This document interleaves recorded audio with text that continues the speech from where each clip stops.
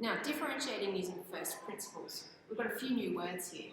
Differentiating means actually finding the derivative. So if you differentiate something, you've found the derivative, and the derivative we know, we're calling it f dash x at this stage. That's one of the many ways that we can express it. And it's really just the gradient of the function at any point that we care to investigate. Now, what about first principles? Well, using first principles means using the definition of gradient that we've just seen and actually applying that formula that we've just come up with, which is f dash x equals the limit as h approaches 0 of the function of x plus h minus the function of x all over h. Alright, so let's see how we do this. In the example here, it asks us to differentiate the function of x equals x squared, so this is just y equals x squared, a good old parabola, using first principles. In other words, using this formula. So the first thing we do is we write out this formula every time. And the reason I recommend that is every time you write it out, you're just cementing it in your mind and you'll memorise it really well that way. So I'm going to begin by writing it. Even though I know it like the back of my hand, the only reason I know it that way is because I always write it out first. Okay, now what?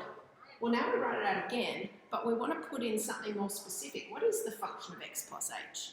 And what is f of x? And then we can just put in h.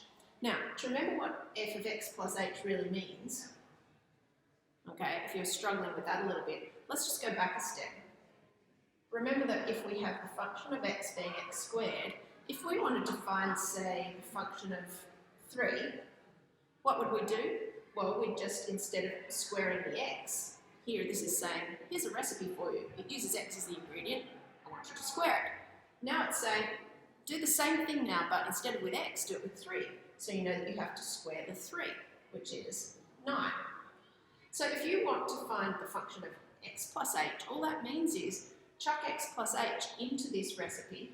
Wherever they were using an x, you're going to use an x plus h. So that means you've got x plus h in brackets, all squared. That's what the function of x plus h is.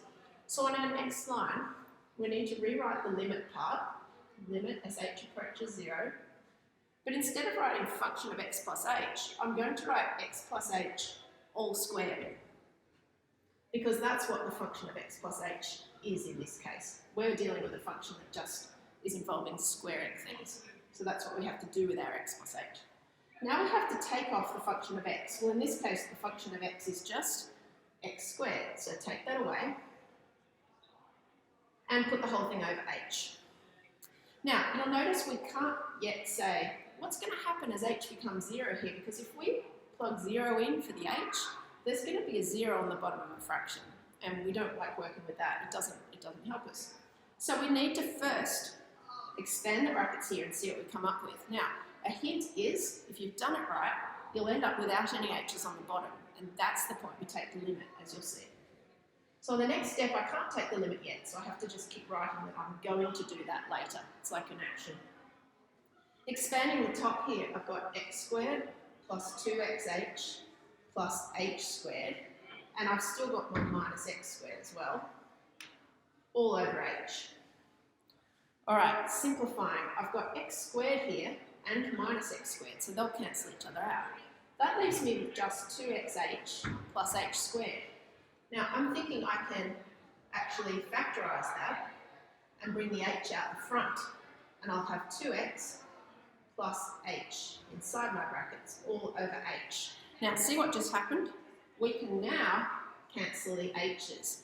Now that we don't have any h's on the bottom of a fraction, we can say, all right, I'm going to now take the limit as h approaches 0. Now, what are we taking the limit of, and what does it mean to take the limit? Well, pretty much it means you can now just sub 0 in for h and see what you get. Now, what are we subbing it into? Well, just to make it really clear, I'll just rewrite here without the messy crossing out. All that we're left with at the moment is 2x plus h. So as h becomes so close to 0 that it doesn't matter, we're just going to be left with pretty much just the 2x, aren't we? Because h is approaching 0. You can virtually forget about it. So at this point now I'm going to take the limit as h approaches 0 and say, well, that part will be 0, and I'm just going to have 2x. Now, what have I found here? I've found f dash x for this parabola, y equals x squared. And what does this mean? This means that I can now find the gradient of the tangent of this parabola at any point that I like. Let's have a look at how it works. Get rid of this. Okay, here's the graph y equals x squared. Now I've just found that the gradient at any point that I choose to investigate is going to be 2 times x. Let's see if it looks true. Well, at 0, I think the gradient of the tangent there would be 0. Does that fit? 2 times 0, oh, that is 0, true. At the point x equals 1, the gradient would be 2 times 1, which is 2. At the point 2, x equals 2, the gradient would be 4. At the point x equals, say, 10, what would the gradient be? Well, 2 times 10, it would be 20. So the gradient would get steeper and steeper, and sure enough, it's going to as it goes up, isn't it? What about over here on the negative side? What about when x is, say, negative 1? 2 times negative 1, the gradient's going to be negative 2. That seems right. These are going to be negative gradients over this side and positive gradients over this side. So what we've found here is the gradient function for our parabola.